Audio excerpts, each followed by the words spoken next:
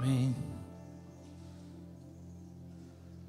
Signore Gesù, in questo momento lasciamo spazio a Te, alla Tua parola, all'agire del Tuo Spirito nelle nostre vite. E Ti chiediamo veramente, Signore, che questa possa essere una parola che venga da Te, perché Tu puoi toccare i nostri cuori, le nostre parole, Signore, per quanto possono essere eloquenti, per quanto possono essere sagge, non possono trasformare le vite delle persone, ma la Tua parola insieme al Tuo Spirito può fare questo. Quindi che questa parola, Signore, possa toccare i nostri cuori, portarci non soltanto più insegnamento di quello che è la Tua parola, ma ancora di più, Signore, che possa far sì che noi possiamo cominciare a vivere in un modo diverso, a vivere la Tua volontà nella nostra vita. Per questo Ti preghiamo nel nome di Gesù. Nel nome di Gesù. Amen. Pace a tutti. Buonasera, come state? Allora, oggi leggerò alcuni versetti per cominciare dalla seconda lettera a Timoteo, capitolo 2.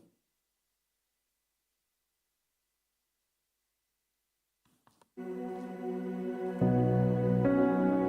dico perché se qualcuno ha la Bibbia in un'altra lingua, vuole leggere nella sua lingua natia, può farlo, se no seguirete qua tra un po'. Voglio dare un'introduzione alla parola di oggi.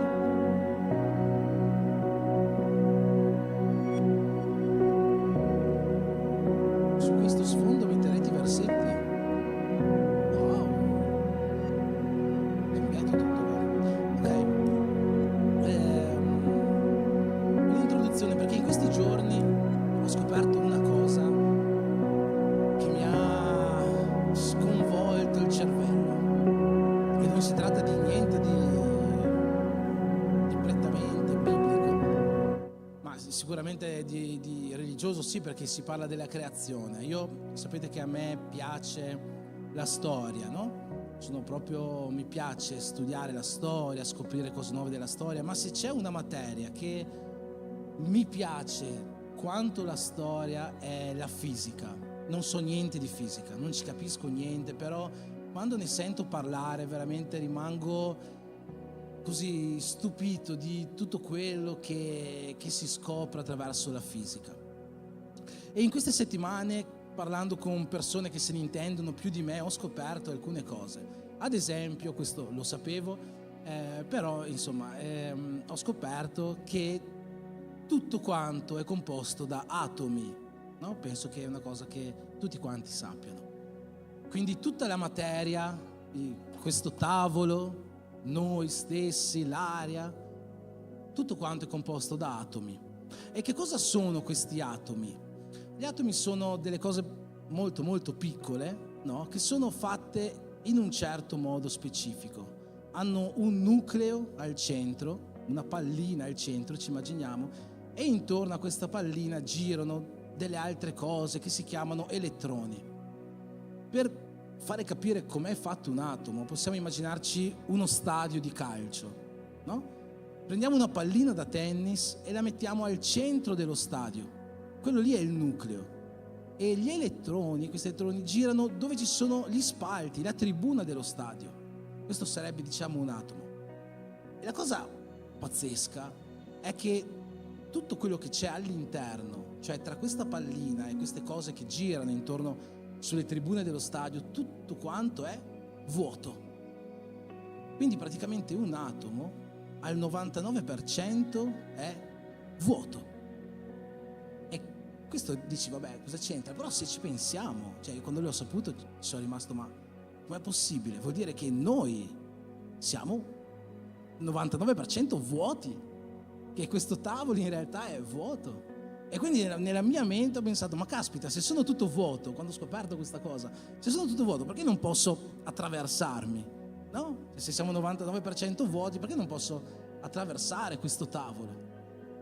Perché mi è stato detto che ci sono delle forze, diciamo così, delle forze che hanno gli atomi, che respingono, che si stringono, insomma, che non permettono questo.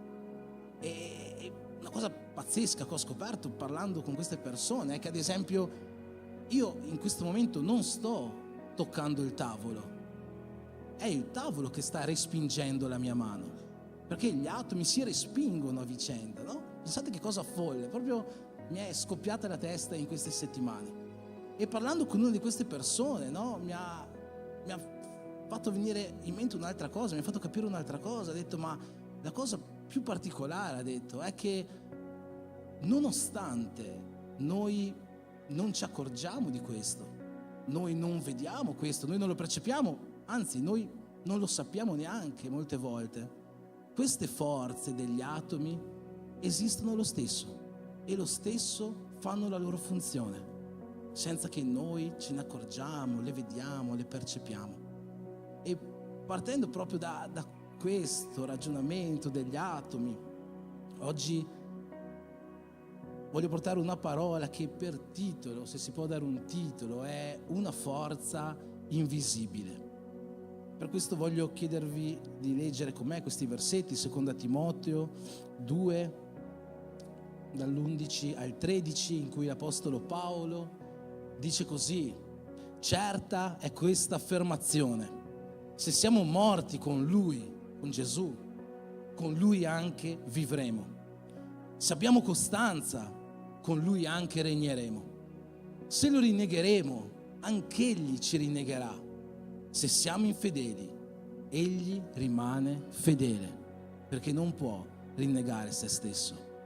Questi versetti sembrano quasi un inno della fede cristiana. Certa è questa affermazione: se siamo morti con Lui vivremo. Se abbiamo costanza, con Lui regneremo. Sembra un inno della fede cristiana, no? Paolo qua racchiude alcuni tra i principi più importanti della nostra fede. Se noi moriamo con Lui, non fisicamente, ma se noi facciamo morire la nostra carne, il nostro io, noi con Lui vivremo la vita eterna. E se noi abbiamo costanza, se noi abbiamo perseveranza in questa camminata, se abbiamo decisione, con Lui anche regneremo. Quando Gesù detta a Giovanni le 7 lettere nell'Apocalisse, in Apocalisse 2,10, la chiesa di Smirne, dice così Gesù: sii fedele fino alla morte e io ti darò la corona della vita. Se siamo fedeli fino alla morte, costanti, perseveranti, se abbiamo costanza, riceveremo questa corona, con Lui anche regneremo. E se lo rinnegheremo, anch'Egli ci rinnegherà. È forte questa affermazione, ma è quello che Gesù stesso ci ha detto. Gesù più volte nei Vangeli troviamo scritto che se noi lo riconosceremo davanti agli uomini, Lui ci riconoscerà davanti a Dio. Ma se noi lo rinnegheremo davanti agli uomini, anche Lui ci rinnegherà davanti a Dio. E questo rinnegare non si intende ovviamente una caduta che noi possiamo avere nella nostra camminata, non si intende uno sbaglio, non si intende quel rinnegare di Pietro, no? Che per 3 volte rinnegò Gesù. Non si intende questo, perché poi vediamo che quando Pietro finalmente incontra Gesù, Pietro è su quella barca in mezzo al mare, vede Gesù da lontano e quando lo riconosce, Pietro si getta in acqua perché aveva vergogna di Gesù. Questa vergogna era lo Spirito Santo che dentro Pietro dava una convinzione di un peccato che aveva commesso. E finché abbiamo questo Spirito Santo dentro di noi che fa sì che noi odiamo il peccato, e odiare il peccato non sempre significa non commetterlo mai, ma significa che quando lo commettiamo ce ne accorgiamo e abbiamo vergogna di questo. Quando noi abbiamo questo Spirito Santo, noi possiamo sempre ritornare a Dio. Ma questo rinnegare è quello di cui ci parla in Ebrei 6, quelle persone che hanno gustato i beni del mondo futuro, che avevano già riconosciuto Gesù come Salvatore, ma hanno cominciato ad allontanarsi da Lui così tanto che ormai lo Spirito Santo dentro di loro si è spento e la loro vita è un continuo crocifiggere Gesù esponendolo a infamia. Questo è il rinnegare di cui ci parla questo versetto, un rinnegare da cui non c'è più ritorno. E quando noi lo rinnegheremo, anch'egli ci rinnegherà. È importante, penso, dare un contesto però alla frase, a questo inno che Paolo scrive a Timoteo. A me piace tanto questo libro della Bibbia, questa lettera seconda Timoteo è il mio libro preferito della Bibbia, e io sempre dico che Timoteo è uno dei miei personaggi preferiti, perché non è quel personaggio super power, no? Di cui ci immaginiamo cose grandiose. E Timoteo veramente era super power, perché comunque aveva doni dello Spirito, sappiamo, aveva incarichi ministeriali, conosceva bene la parola, gliel'aveva insegnata sua mamma, suo Paolo, gli avevano insegnato, quindi era una persona che veramente aveva incarichi, era un giovane chiamato al ministero. Ma nonostante tutto questo era completamente umano come noi, e noi vediamo quanto umano era Timoteo. Era così umano che quando è stato chiamato al ministero molto giovane, Paolo ha dovuto scrivergli: Timoteo, non preoccuparti della tua giovane età, fai quello che devi fare, non preoccuparsi di quello che magari ti diranno le persone, dei giudizi che ti diranno, perché Timoteo si preoccupava di questo. E quando Paolo scrive questa lettera, questa è l'ultima lettera che noi conosciamo dell'Apostolo Paolo, non sappiamo se dopo ne avrà scritte altre, ma in questa lettera lui sta già profetizzando la sua morte, lo fa con quei versetti conosciuti, con quella bella frase in cui Paolo scrive: ho combattuto il buon combattimento, ho finito la corsa, ho conservato la fede. Ma Paolo scrive a Timoteo perché Timoteo ha bisogno di queste parole, perché in questo momento stava passando per un momento difficile della sua vita.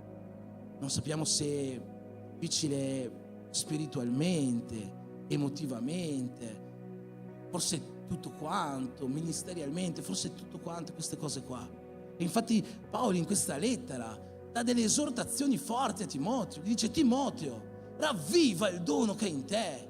Timoteo, Dio non ti ha dato uno spirito di timidezza, ma ti ha dato uno spirito di forza, di coraggio, di amore, di autocontrollo. Timoteo, fortificati nella grazia. Timoteo, fuggi dalle passioni giovanili. Paolo fa tutta una serie di esortazioni per Timoteo che sono molto forti, perché Timoteo stava passando per questa fase molto difficile della sua vita.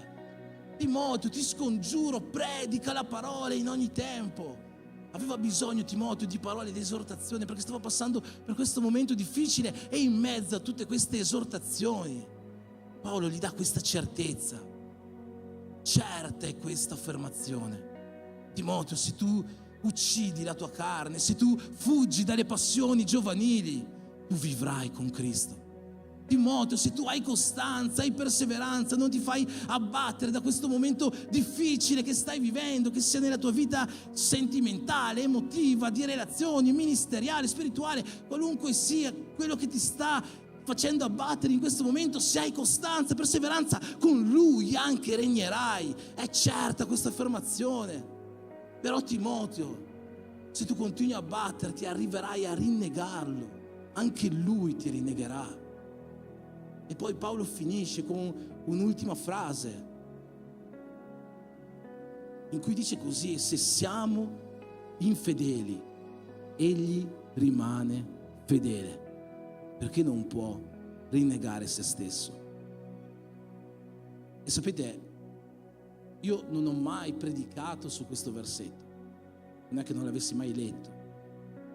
L'ho letto parecchie volte, come ho detto è il mio libro preferito della Bibbia, ma non ho mai predicato su questo versetto perché non sono mai riuscito a capire questo versetto. Cosa vuol dire? Se noi siamo infedeli, Lui rimane fedele. Ma è un Dio ingiusto.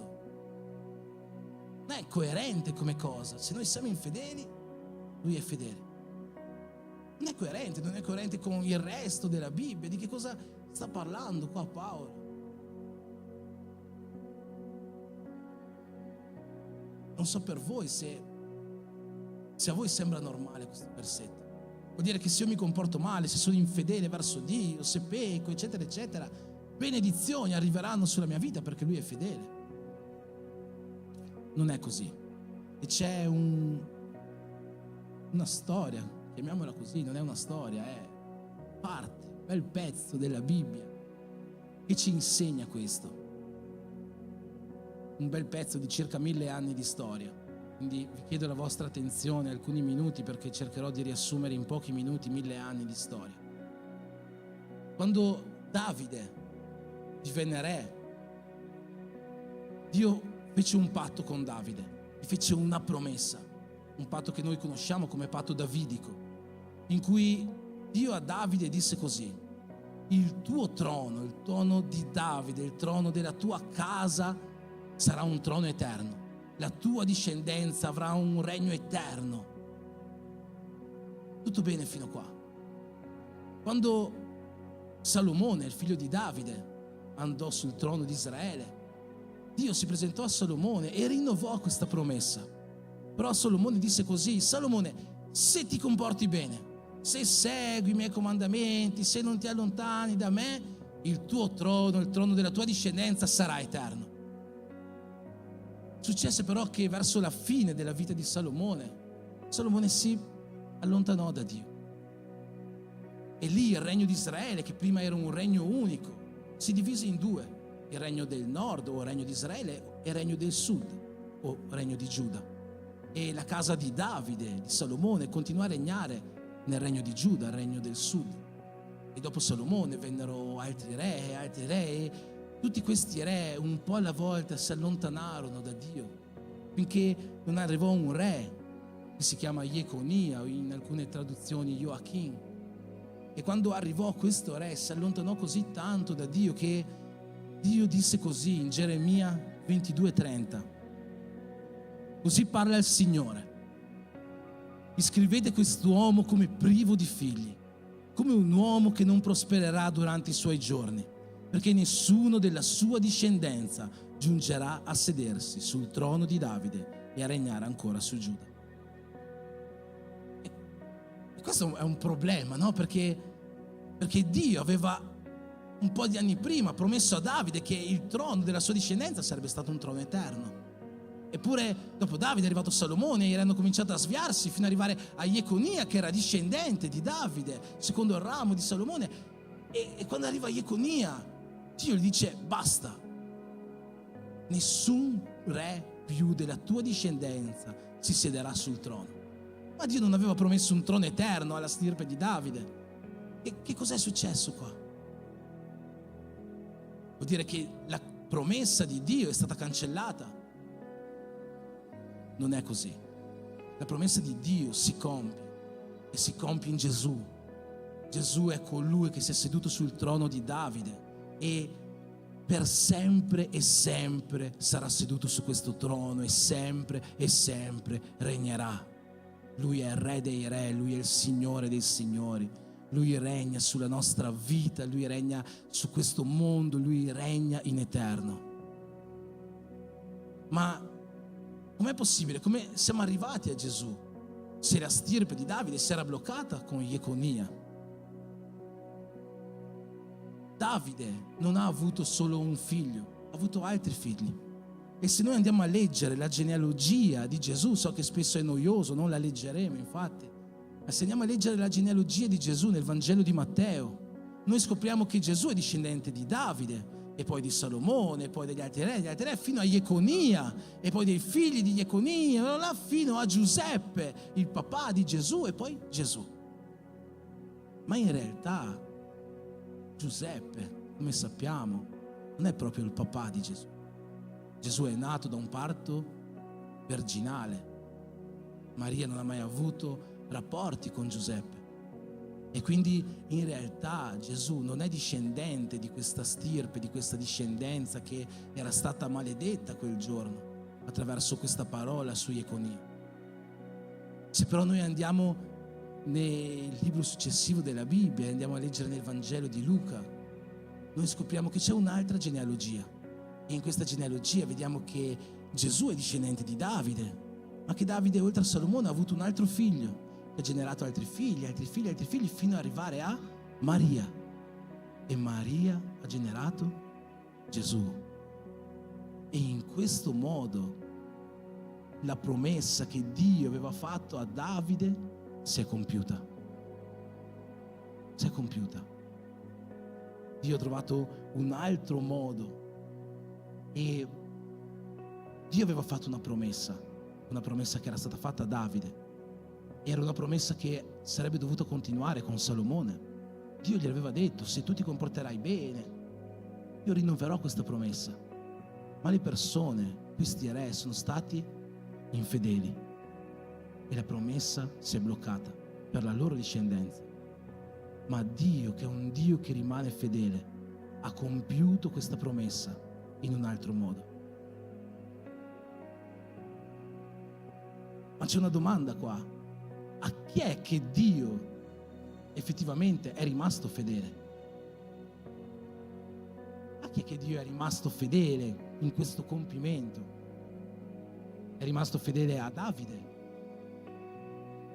Non è rimasto fedele a Davide.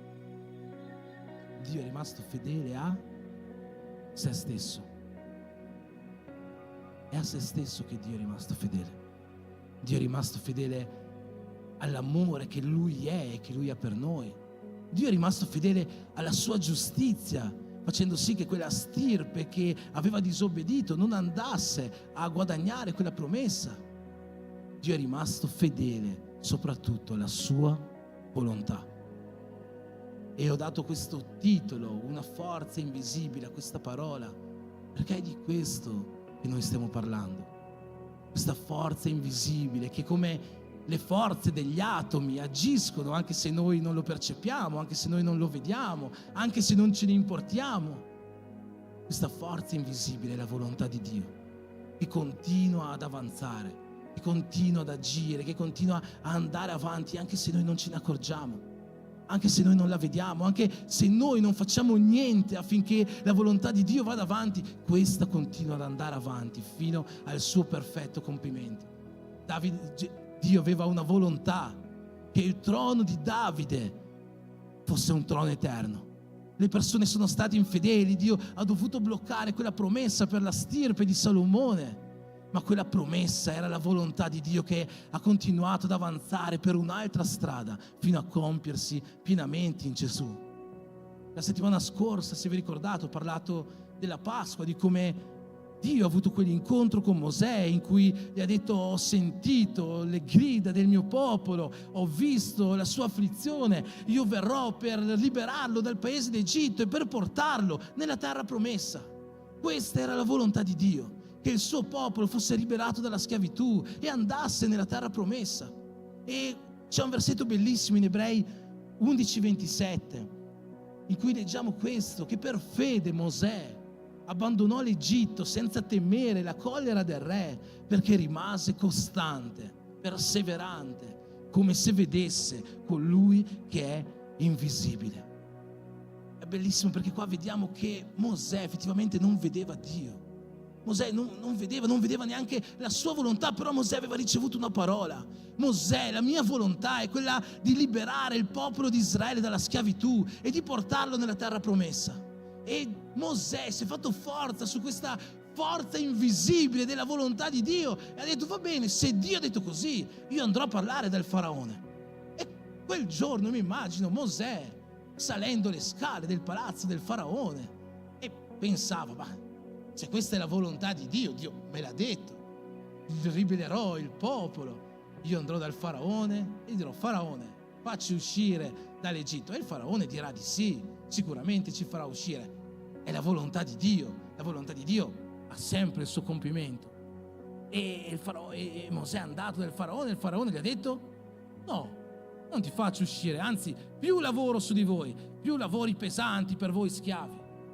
E Mosè a quel punto avrebbe potuto pensare: ma come? Ma Dio me l'aveva promesso, era la sua volontà, perché non è andata bene? E invece in questo versetto noi vediamo che Mosè, facendosi forza di questa che era la volontà di Dio, non ha temuto la collera del re, ma è rimasto costante, è rimasto perseverante. E il giorno dopo è ritornato: facci uscire. E il giorno dopo è ritornato, e il giorno dopo è ritornato. Perché?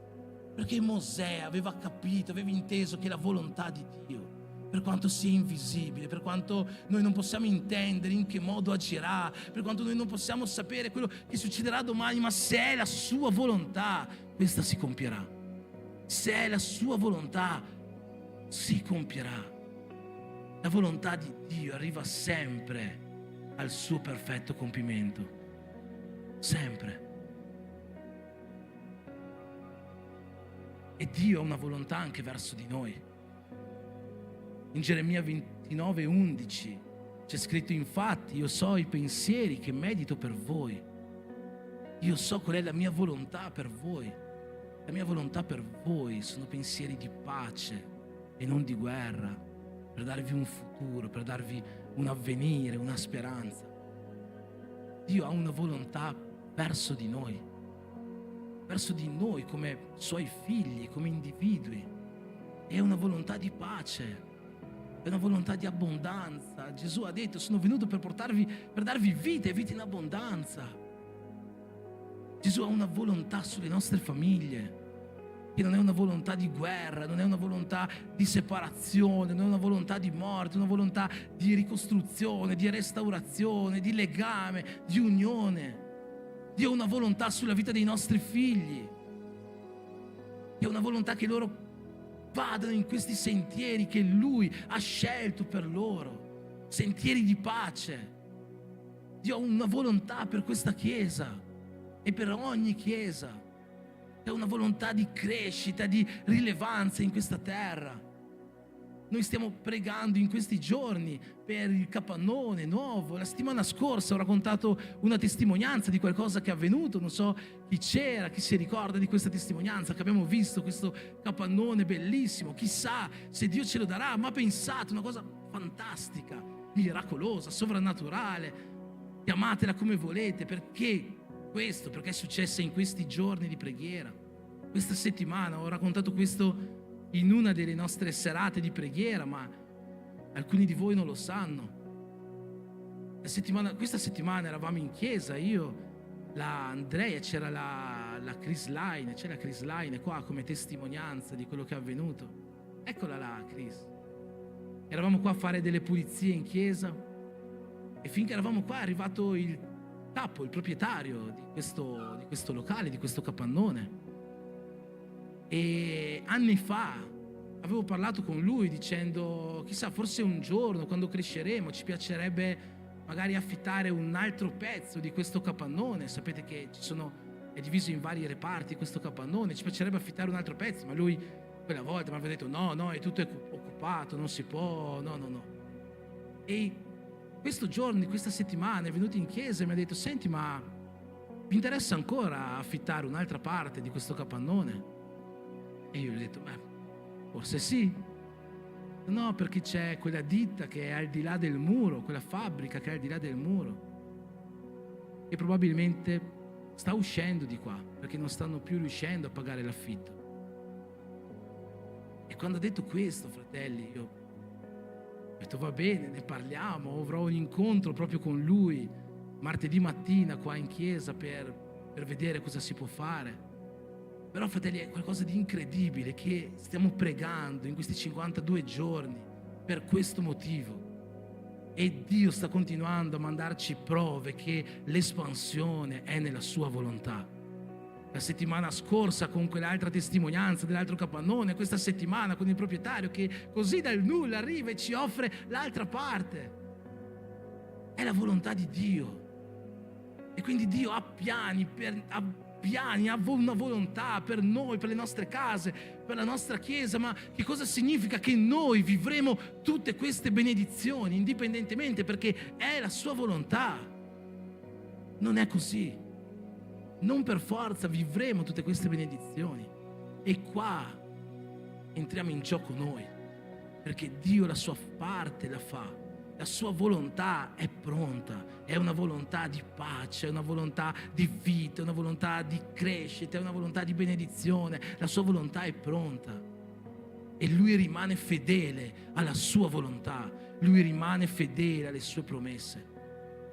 Ma come abbiamo visto, quei re sono stati infedeli e non sono stati partecipi della volontà di Dio. Ho parlato la settimana scorsa, parlando appunto della Pasqua, che il popolo di Israele, dopo che è stato liberato per volontà di Dio dalla schiavitù d'Egitto, si è messo in marcia verso la terra promessa. E quando è arrivata al confine della terra promessa, per volontà di Dio doveva entrare, era la sua volontà. Dio l'aveva detto a Mosè. Mosè manda 12 esploratori nella terra promessa per vedere com'era la terra, ma 10 di loro tornano indietro dicendo: no, non entriamo in questa terra, ci sono i giganti, ci sono città fortificate, non riusciremo ad entrare in questa terra. Soltanto 2 di loro, Giosuè e Caleb, ritornarono dicendo: sì, entriamo, se abbiamo fede possiamo entrare, Dio sarà con noi. Se abbiamo fede, Dio sarà con noi, è la sua volontà. Però quella relazione di quei 10 esploratori che avevano detto no ha contaminato tutto il popolo, e tutto il popolo si è ribellato dicendo: è meglio che torniamo indietro. E a causa di questo, a causa della loro incredulità, a causa della loro mancanza di fede, di fiducia, di infedeltà, questo popolo ha camminato per 40 anni nel deserto, finché tutti loro non sono morti. Cosa vuol dire? La promessa di Dio, la volontà di Dio è stata abortita, è stata cancellata? No, perché quando tutto questo popolo è morto nel deserto, Giosuè e Caleb, gli unici 2 che avevano detto sì, insieme ai nuovi nati delle generazioni successive, sono entrati nella terra promessa, vivendo la volontà di Dio. Noi troviamo questo molto spesso nella Bibbia, e c'è un libro della Bibbia che ci parla di questo in un modo molto, molto chiaro. È il libro di Ester. Nel libro di Ester, per chi non conosce la storia, velocemente, il popolo di Israele, parte del popolo di Israele sta vivendo in Persia. Un generale persiano però decide di sterminare tutti gli ebrei, e Ester, che è ebrea, è la regina di Persia, e lei aveva il potere di fermare tutto questo. E un giorno un suo parente va a parlare con lei, e in Ester 4,14 questo suo parente gli dice così: se oggi tu taci, se oggi tu stai zitta, se oggi tu non fai niente, non ti muovi, sappi che soccorso e liberazione sorgeranno per i giudei da qualche altra parte. Ovvero, la volontà di Dio non è la morte di questo popolo. Se tu non fai niente, Dio manderà un'altra provvidenza. Dio farà sorgere qualcun altro, perché la sua volontà si compierà. Prima o poi si compierà. Ma poi questo suo parente continua dicendo così: ma chi lo sa se non sei diventata regina proprio per un tempo come questo. Questo è un versetto che mi ha accompagnato in praticamente tutta la mia camminata cristiana. La prima predicazione della mia è stata su questo versetto, e in ogni momento, ogni volta che dovevo prendere una decisione importante, andavo su questo versetto, perché questo versetto ti assumi in realtà la parola di oggi. La volontà di Dio sempre si compierà, sempre si compierà. Se non è attraverso di noi, è attraverso qualcun altro. Soccorso e liberazione sorgeranno da qualcun altro. Arriverà un altro leader che ci farà entrare nella terra promessa. Arriverà da qualche altra parte. Ma noi possiamo decidere se la volontà di Dio si compierà oggi e si compierà attraverso di noi, e così diventare partecipi di quella che è la volontà di Dio per il suo popolo. E noi oggi possiamo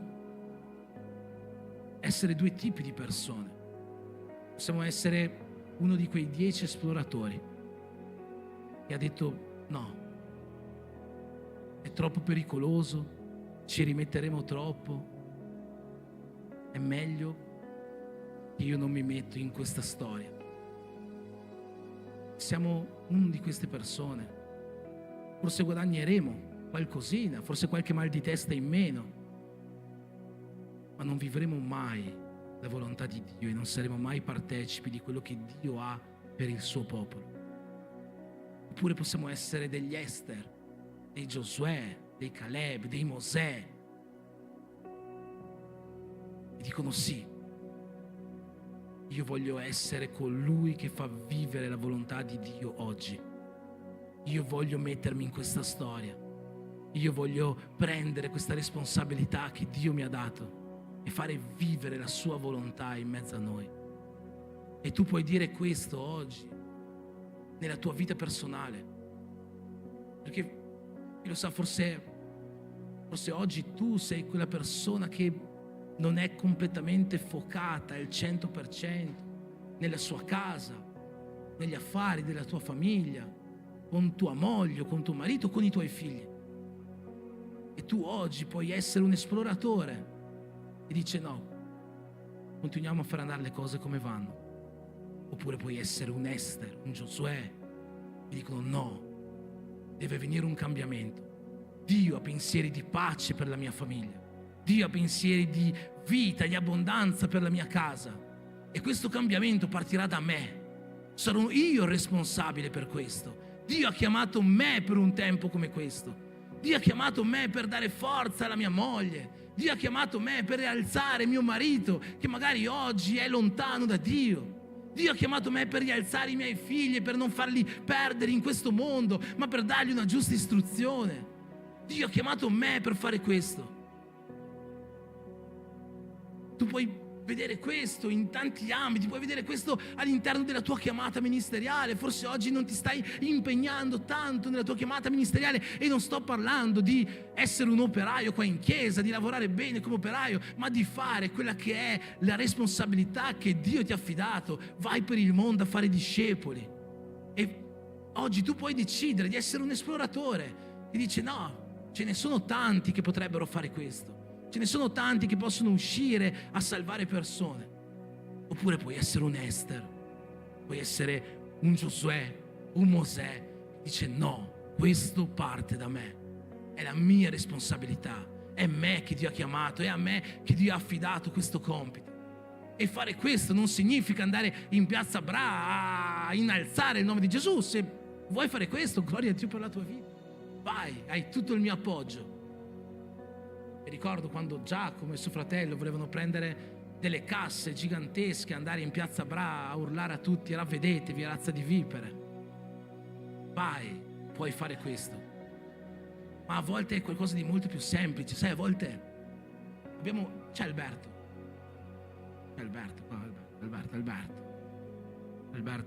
quella santa persona di Alberto. Abbiamo un gruppo di passaggi in chiesa per far arrivare persone in chiesa. Persone che magari hanno bisogno di sentire una parola, persone che magari hanno bisogno di adorare insieme alla Chiesa, hanno bisogno di stare un po' con persone, con una compagnia salutare. E a volte gli manca un modo per arrivare in Chiesa. E ci sono state tante volte in cui è stato chiesto chi può dare un passaggio, chi può aiutare una persona a venire. E le persone alla fine non riuscivano ad arrivare in Chiesa. E non c'era nessuno che le portava. Sapete, ci sono tante piccole cose che si possono fare. Una telefonata, una visita. E tu che alzerai il telefono per fare quella telefonata, per mandare un messaggio, non sarai uno di quei 10 esploratori, sarai un Ester nella vita di questa persona, perché avrai capito: Dio ha dato a me una responsabilità per compiere la sua volontà. E sai, forse qualcun altro poi lo farà, perché la volontà di Dio sempre si compie. O forse Dio lo farà per la generazione successiva e quella persona non lo conoscerà mai. La sua volontà sempre si compie. Un popolo intero è morto nel deserto perché alcuni hanno detto no, io non prendo questa responsabilità. E la generazione successiva ha visto la volontà di Dio. Che generazione vogliamo essere noi oggi? Chiesa B-Church e chi magari ci ascolterà da internet. Che generazione vogliamo essere? Una generazione che resta a morire nel deserto e porta magari qualcun altro con sé, senza vivere mai la volontà, le benedizioni, la gioia che Dio ha per noi. Perché fidatevi, Dio ce l'ha. La volontà di Dio per noi è pace, è vita in abbondanza. Questa è la volontà di Dio. Per vivere questo, noi dobbiamo fare la nostra parte e dire sì, Dio mi ha chiamato per un tempo come questo. Eccomi, Signore, manda me. Manda me. Amen. Vi chiedo di alzarvi in piedi.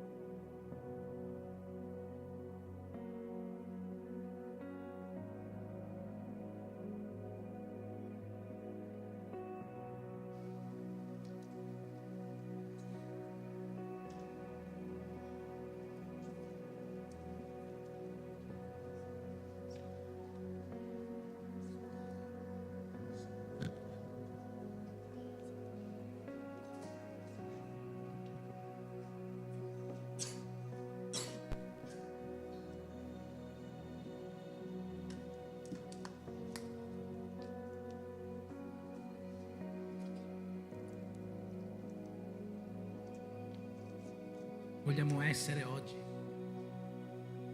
davanti a Dio coloro che prendono questa responsabilità con qualche mal di testa in più, ma vivendo qualcosa di glorioso insieme a Lui. Quelli che rimangono infedeli, ovvero non hanno la fede e non vivono la volontà e la promessa di Dio. Come ho detto, ci sono tanti modi e tanti ambiti per fare questo. Può essere qualcosa nella tua casa, nella tua famiglia, può essere qualcosa nella tua vita personale. E forse oggi tu guardi la tua quotidianità e vedi: io non sono quella persona che prega tutti i giorni. Io non sono quella persona che legge la Bibbia tutti i giorni. Il Salmo 23 è sempre sul comodino, però non mi stacco mai da quello e non lo leggo mai. Io non sono quella persona che fa digiuno. Io non sono quella persona che cerca una compagnia sana. Queste cose, fratelli, non cambieranno così, casualmente. Cambieranno dal momento in cui noi diremo: io sono responsabile per questo. Io sono responsabile. Come ho detto, forse c'è qualcosa nella tua casa che deve essere sistemato, una restaurazione che deve essere compiuta nei matrimoni, nei relazionamenti, con i tuoi genitori, con i tuoi fratelli, con i tuoi amici. Dio è un Dio di restaurazione e il suo desiderio è la restaurazione, è la vita, è la pace, è l'unione. Ma questo non cambierà casualmente. Cambierà se Dio troverà delle Ester in questa chiesa e troverà dei Giosuè che diranno: io vado. Se abbiamo fede noi ce la faremo, perché è la volontà di Dio e io prendo la responsabilità di questa missione.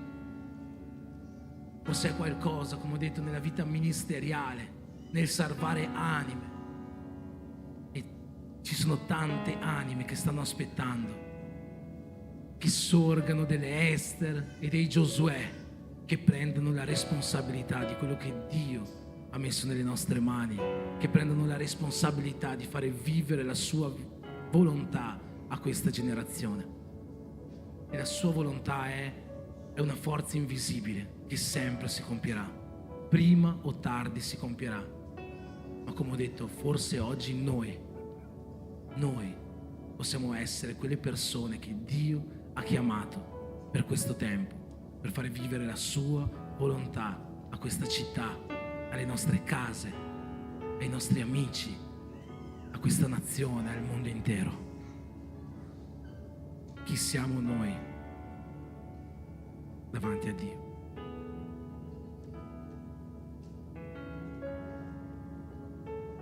Amen. Abbiamo una richiesta di preghiera, quindi questa preghiera finale avremo anche una preghiera ulteriore, 2 richieste di preghiera, ci sarà anche una sorella che ha chiesto preghiera. Io vorrei che tu ti girassi verso la persona vicino a te, come non ti piace fare, e gli chiedessi: tu chi sei? Sei un esploratore o sei una Ester? Sei un esploratore o sei un Giosuè? Chi sei davanti a Dio? Dille così: forse Dio ti ha chiamato per un tempo come questo. Forse Dio ti ha chiamato per un tempo come questo. Che la sua volontà possa vivere oggi e attraverso di noi, nella sua chiesa, nelle nostre case, nei nostri cuori. Nel nome di Gesù. Amen. Pregheremo per questo. Pregheremo per la nostra sorella Leonir, e la prossima settimana andrà in Brasile. C'è una sorella che può darle un abbraccio, stare vicino a lei durante questa preghiera. Pregheremo per il papà di Rodrigo, il pastore Daniel, un amico nostro della nostra chiesa, e come alcuni di voi già sanno gli è stato riscontrato un tumore. Questa settimana inizierà la chemioterapia.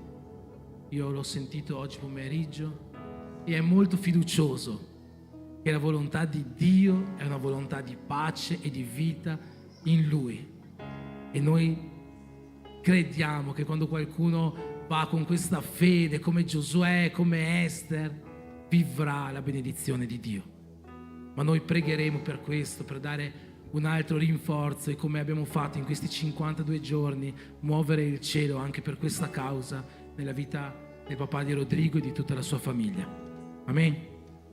Preghiamo insieme, alziamo questo clamore, preghiamo per la sorella, preghiamo per il pastore Daniel, preghiamo per le nostre vite, perché Dio possa mettere in noi una forza nuova, uno spirito di forza nuovo, uno spirito di forza come quello che Paolo scrisse a Timoteo, non di timidezza, ma di forza, di amore, di autocontrollo, perché Dio possa mettere in noi un'esortazione a predicare il Vangelo, per fare sì che quelli là fuori possano venire a conoscere il suo nome, predicarlo con la nostra voce, con le nostre attitudini, con le nostre azioni, con la nostra macchina, se ce n'è bisogno. Che Dio possa mettere in noi la capacità di fuggire dalle nostre passioni, che Dio possa mettere in noi un cuore che veramente desideri compiere e vivere oggi la sua volontà. Che Dio possa fare tutto questo e ancora di più nelle nostre case, nelle nostre vite.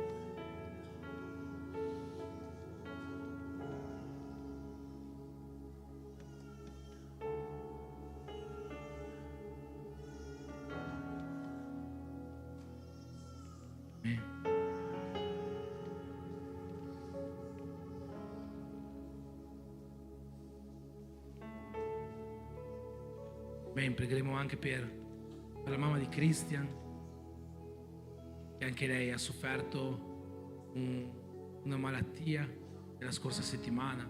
Abbiamo pregato in questi giorni, ancora pregheremo in questo momento anche per lei. Alziamo questo clamore a Dio in questo momento. Signore Gesù, in questo momento, Signore, ti preghiamo uniti come Chiesa, come uni in Cristo, come stiamo facendo ormai da 49 giorni, Signore. Ti preghiamo oggi per quello che la tua parola ha portato ai nostri cuori. Perché, Signore, noi abbiamo inteso che la tua volontà, la tua buona, perfetta e gradita volontà è una forza inarrestabile che mai si fermerà e che sempre porterà il perfetto compimento di quello che sono i tuoi piani, i tuoi desideri nelle nostre vite e in questo mondo. Ma oggi, Signore, ti preghiamo perché qua in questa chiesa, questa sera, possono sorgere delle Ester, possono sorgere dei Mosè, che sicuri di quello che tu hai davanti a loro, sicuri di quella che è la tua volontà, possono rimanere costanti a affrontare qualsiasi cosa, anche l'ira di un faraone o di un re. Signore, nel nome di Gesù, che oggi qua possano nascere questi cuori che vogliono prendere la responsabilità di quello che noi dobbiamo fare, di quello che tu vuoi che noi facciamo, affinché la tua volontà possa compiersi, e possa compiersi oggi, e possa compiersi per mezzo di noi, affinché, Signore, noi possiamo godere di quelle che sono le tue benedizioni, godere di quella che è la tua volontà, la tua vita in abbondanza per noi, per le nostre case, la tua benedizione per questa chiesa, la tua benedizione per quelli che ancora non ti conoscono, ma che per mezzo di persone che prendono questa responsabilità verranno a conoscerti. Nel nome di Gesù, Signore, io ti chiedo che questa sera ogni spirito di timidezza, di vergogna, di paura, ogni spirito di esploratore che impedisce, Signore, alla nostra fede di avanzare verso il compimento della tua volontà, possa uscire da questa chiesa, possa uscire da questi cuori, che ognuno di questi spiriti possa andarsene, Signore, dai tuoi figli e dalle tue figlie, affinché qua insorgano persone coraggiose, persone forti, persone stabili nella fede, persone fiduciose in te, persone che andranno avanti senza paura, senza temere la difficoltà, persone che proseguiranno andando sempre di più verso il compimento della tua volontà. Signore, la tua volontà si compierà, noi lo sappiamo, è una certezza, ma intendiamo che oggi si può compiere attraverso di noi. Dacci, Signore, la forza, la capacità, l'audacia, la fede di camminare in direzione a questa volontà e vivere le tue benedizioni sulla nostra vita.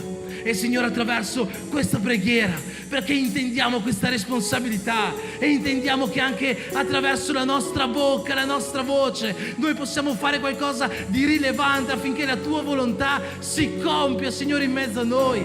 Noi vogliamo mettere davanti a te la vita della nostra sorella Leonir, che andrà, Signore, in Brasile, affinché, Signore, tu possa proteggerla, tu possa guardarla, Signore, in questo tempo, tu possa benedirla, Signore, e possa far sì che ogni passo che lei farà possa essere un passo di fede nei luoghi in cui andrà, affinché dovunque andrà persone, ascoltando la sua parola e guardando la sua testimonianza, guardando l'Ester che oggi stai facendo sorgere in lei, verranno a conoscerti, a convertirsi, e la tua volontà possa essere compiuta attraverso di lei. E ti preghiamo, Signore, per gli ammalati, ti preghiamo per la mamma di Cristian e per il papà di Rodrigo, affinché, Signore, ognuna di queste malattie possa essere per la tua gloria, possa essere per il tuo onore, possa essere per la testimonianza che daremo a te, Signore. Nel nome di Gesù, vieni a mettere la tua mano nella mano dei medici, vieni a mettere la tua mente nella mente dei medici,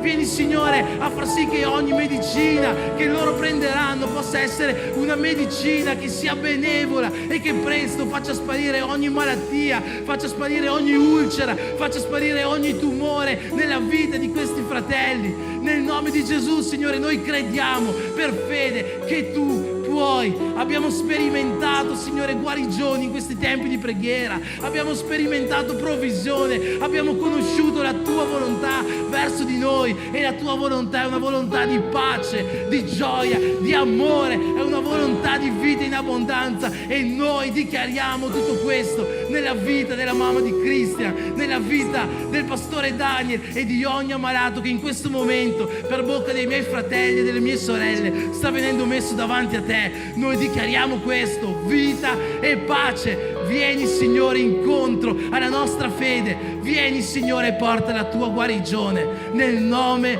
di Gesù, nel nome di Gesù. Amen.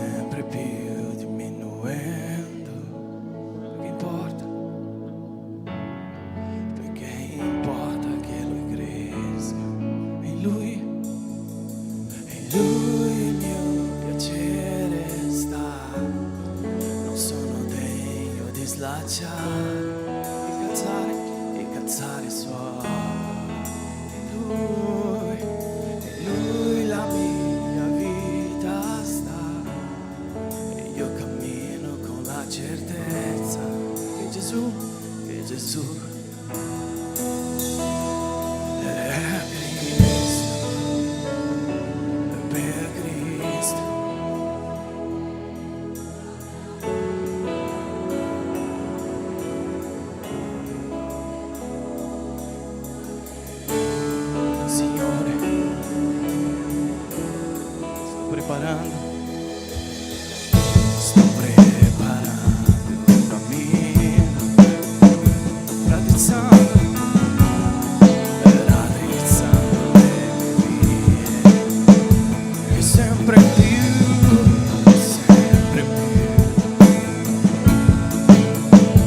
perché importa che in lui il mio piacere sta. Sono degno di calzare i suoi, in lui,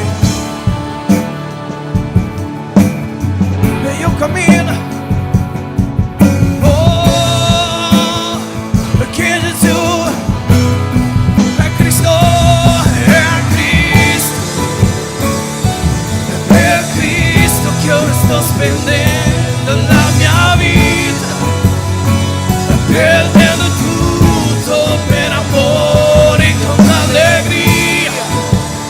Signore dei miei, è Cristo, è Cristo, è per Cristo che io sto spendendo la mia vita, perdendo tutto per amore con allegria.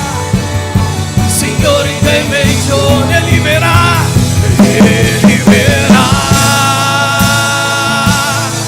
lui è sovrano in potenza, e libera, hai dominio di ogni cosa. Cristo verrà portando la tua ricompensa, e libera, lui è sovrano in potenza, e libera, hai dominio di ogni cosa. Oh, porta, è Cristo, è Cristo che io sto spendendo la mia vita, perdendo tutto per amore con allegria. Signori dei miei giorni, è Cristo, per Cristo che io sto spendendo la vita, perdendo tutto per amore con allegria. Signore dei miei giorni,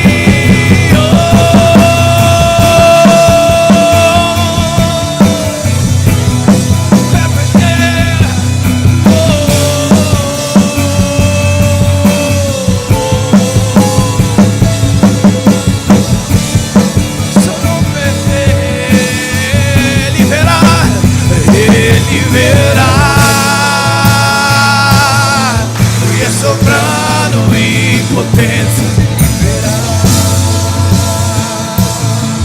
hai dominio di ogni cosa. Cristo è portato e libera, lui è sovrano in potenza, e libera, hai dominio di ogni cosa. Cristo portando a Cristo, tutti insieme cariamo, e a Cristo, è per Cristo che io sto spendendo, perdendo tutto.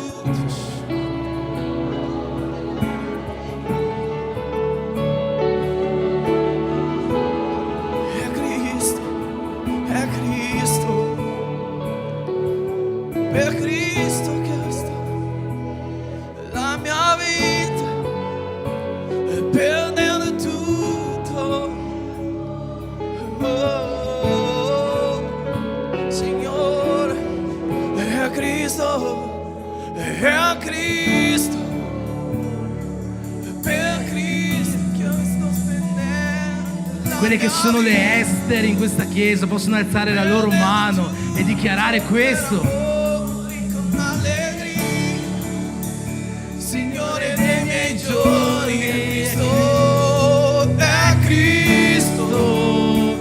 che sono i Giosuè, i Mosè. Alzate la vostra mano e cantate questo. Prende la responsabilità, perché Dio ha scelto me in questo tempo. Dio ha scelto me in questo tempo.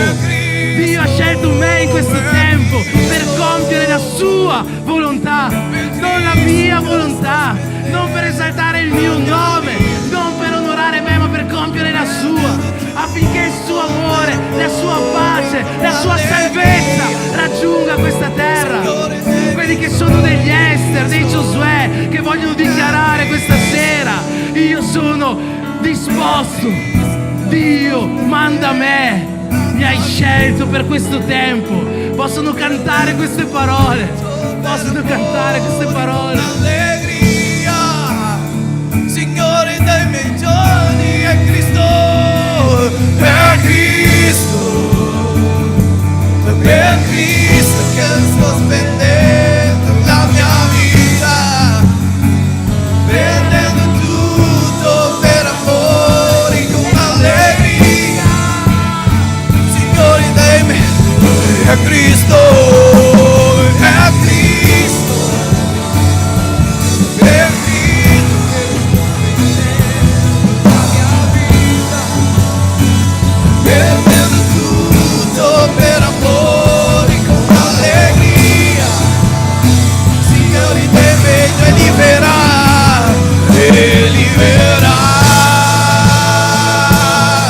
Lui è sovrano e potente, liberà, hai dominio di ogni cosa, Cristo, potente, libera e libera e libera, Lui è sovrano, impotente, libera, hai dominio, oh Cristo, Cristo verrà, potente, è Cristo, è Cristo, è per Cristo che sto spendendo la mia vita, perdendo tutto per amore con allegria, Signore dei miei giorni, è Cristo, è Cristo, è Cristo, è la mia vita, perdendo tutto per amore con allegria.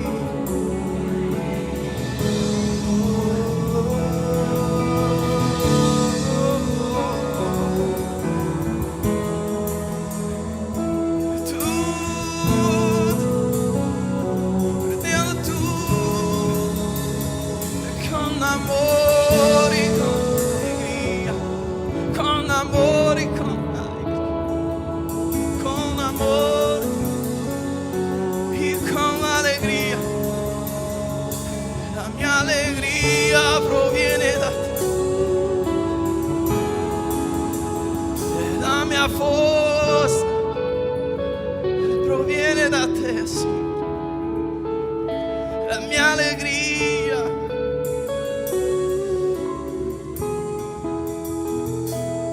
solo da te,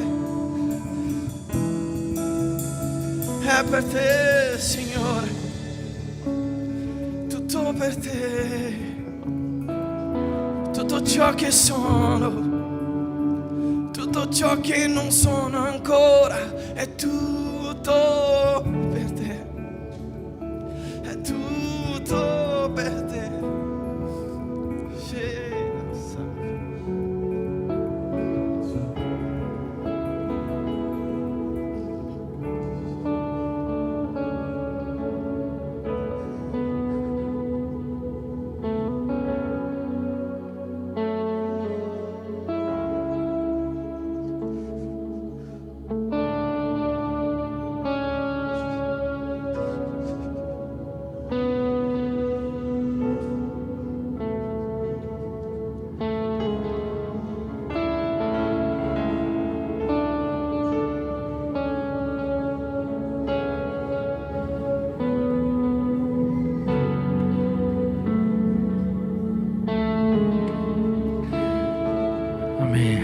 Dio è buono e la sua volontà è buona, perfetta e gradita.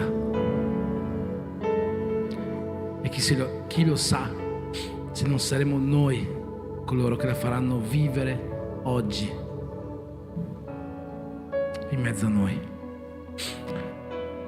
Amen. Gloria a Dio, gloria a Dio, gloria a Dio, gloria a Dio, sempre, sempre, sempre, sempre, che il suo nome possa essere esaltato nella nostra vita, nelle nostre famiglie, in questa chiesa, in tutto il mondo. Alleluia.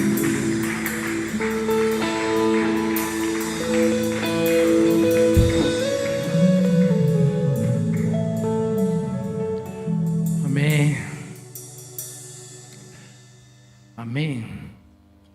10 e 1 minuto. Possiamo accendere le luci? Stiamo finendo.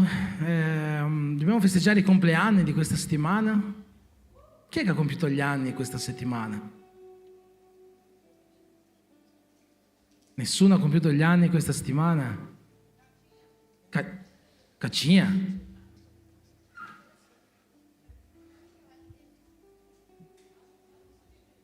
Ah, Caccina, non è stata questa settimana. Vieni, Caccina.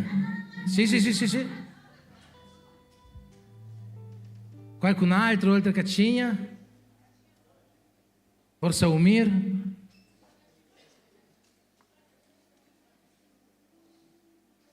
Anniversario di matrimonio. Ah, sì! Che memoria che ho, prego. Qualche altro anniversario di matrimonio? È una preghiera, è benedizione. Chissà che magari non vi passo anche un assegno da... Non è vero.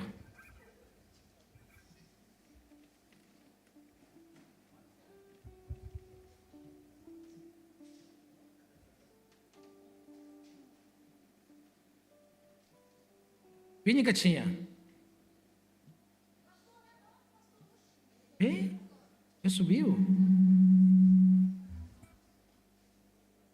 Amen. Allora preghiamo per William, per Nora. Ci alziamo in piedi, dai, abbiamo un po' di rispetto verso le nozze, i 14 anni di matrimonio. E stendiamo anche le nostre mani verso di loro. Se tu credi che la tua mano ha potere per benedire, in questo momento vogliamo dare la nostra migliore benedizione sulla vita di questa famiglia. Signore Gesù, in questo momento mettiamo davanti a te la vita di William, di Nora, questa unione, questo matrimonio, Signore, questa relazione, affinché, Signore, tu possa far sì che negli anni che verranno possa essere una relazione ancora più forte, ancora più stabile, dove la tua unione e il tuo amore potranno regnare incontrastati in questa casa. Nel nome di Gesù, Signore, che il meglio che hai da dare a loro in questo anno e in quelli che verranno, tu possa concederglielo, Signore, secondo la tua buona e perfetta volontà. Per questo ti preghiamo nel nome di Gesù. Amen.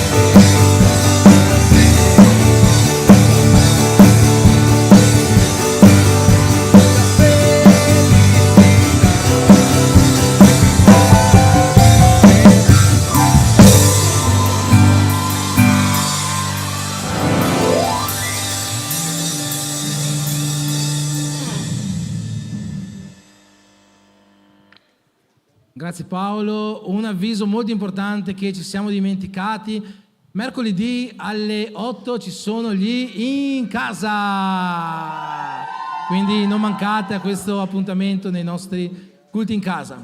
Amen. Possiamo fare così con le nostre mani per ricevere anche noi la benedizione da parte di Dio, chiedendo che la sua gioia, che la sua allegria, che la pace che Lui desidera per noi, che la vita in abbondanza che desidera per noi possa riempire questa nostra settimana, chiedendo che l'amore di Dio Padre, che la grazia di suo Figlio Gesù Cristo e che la comunione dello Spirito Santo possa essere con tutti noi, e in quanti siamo, noi siamo uno. Dio vi benedica, c'è Coscigna!